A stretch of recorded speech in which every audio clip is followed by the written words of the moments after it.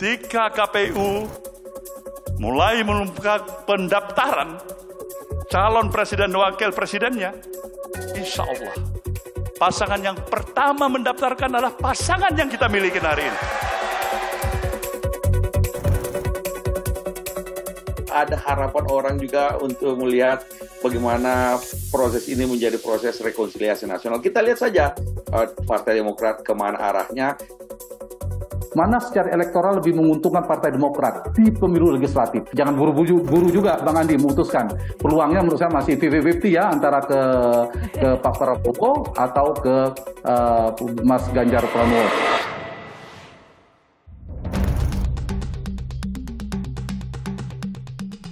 Karena sudah bilang ke Pak Kapolri, kita sama-sama ya main belakang soal judi online. Artis-artis ini sekaligus menjawab pertanyaan tadi nih, Telegram apa itu udah dipanggilin, dan lain-lain.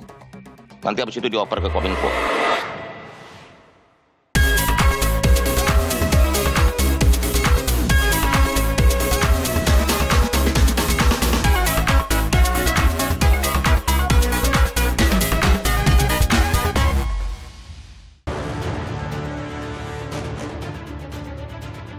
Di depan kita, yang kita sayangin, yang kita banggakan, yang kita harapkan, calon presiden kita, Anies Baswedan.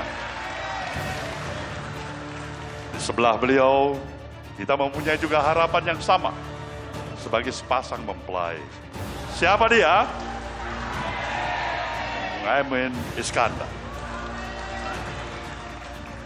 Ketika KPU mulai membuka pendaftaran calon presiden dan wakil presidennya, insya Allah pasangan yang pertama mendaftarkan adalah pasangan yang kita miliki hari ini.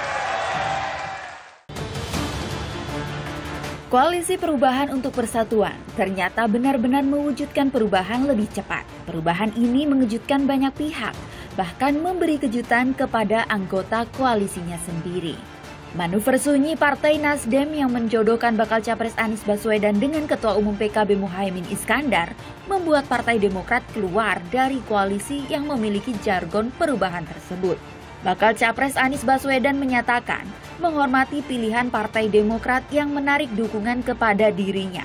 Anies memilih untuk fokus berjuang bersama bacawa presnya Muhaimin Iskandar. Kita bersyukur bahwa koalisi perubahan PKS, Nasdem, dan sekarang ada PKB, insya Allah makin solid dan ikhtiar perubahan insya Allah makin kuat.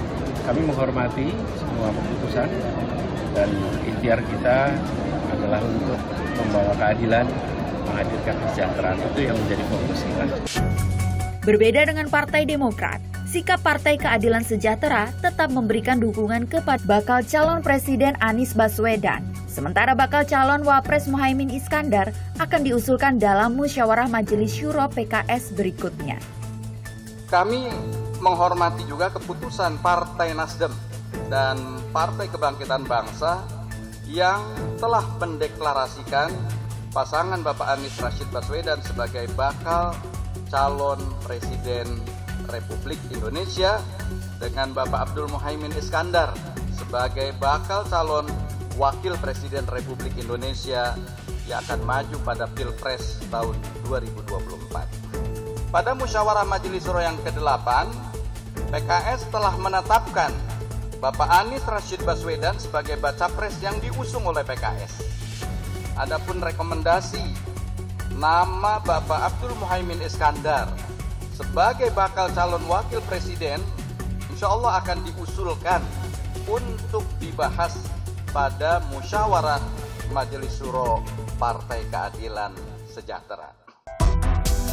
Perubahan situasi ini memunculkan spekulasi kemana arah dukungan Partai Demokrat selanjutnya.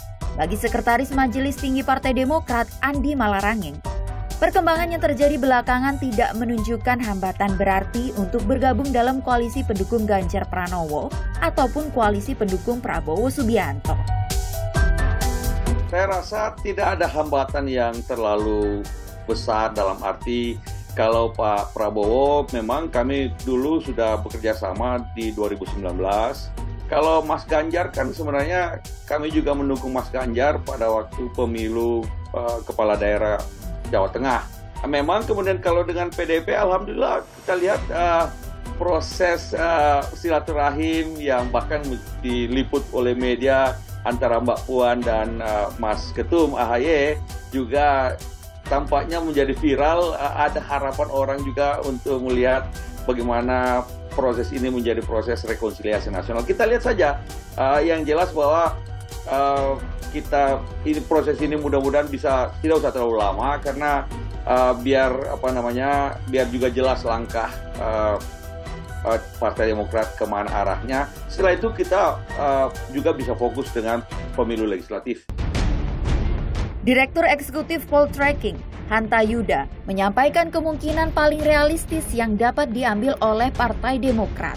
Antara lain, tawaran posisi dalam pemerintahan mendatang dan peningkatan elektoral dalam pemilu legislatif. Pertimbangan bagi Partai Demokrat sedikit, selain nomor satu adalah cawapres, tapi kalau ini peluangnya kecil, pasti mempertimbangkan, tadi saya nyambung disampaikan oleh Bang Andi, mana secara elektoral lebih menguntungkan Partai Demokrat di pemilu legislatif. Jadi irisannya lebih banyak kemana? Kalau Partai Demokrat itu irisannya pertama ke Anies, kedua ke Prabowo, baru ke Ganjar, pemilih partainya itu. Itu yang akan jadi pertimbangan. Yang kedua adalah potensi menangnya. Terkait power sharing pasti dipertimbangkan, terkait siapa yang paling menang. Dan hari ini petanya kedua-duanya sama-sama kompetitif. Dan bagi Partai Demokrat menurut saya kedua-duanya juga hari ini jangan buru-buru juga Bang Andi memutuskan. Peluangnya menurut saya masih 50-50 ya, antara ke Pak Prabowo atau ke Mas Ganjar Pranowo. Kedua-duanya tadi secara historis ada dengan Pak Prabowo, tapi secara belakangan juga rekonsiliasi politik terjadi pertemuan Mas Ahaye dan Mbak Puan. Geliat pemilihan umum 2024 memang semakin hangat. Strategi memenangkan pemilihan umum mendatang kadang memang menyisihkan etika dan komitmen kerjasama politik untuk memenangkan pesta demokrasi 5 tahun sekali. Elit politik harus menyadari bahwa memenangkan pemilu mendatang bukan sekedar memperoleh suara terbanyak. Etika dan komitmen pada janji akan menjadi penentu kemana arah suara para pemilih akan berlabuh.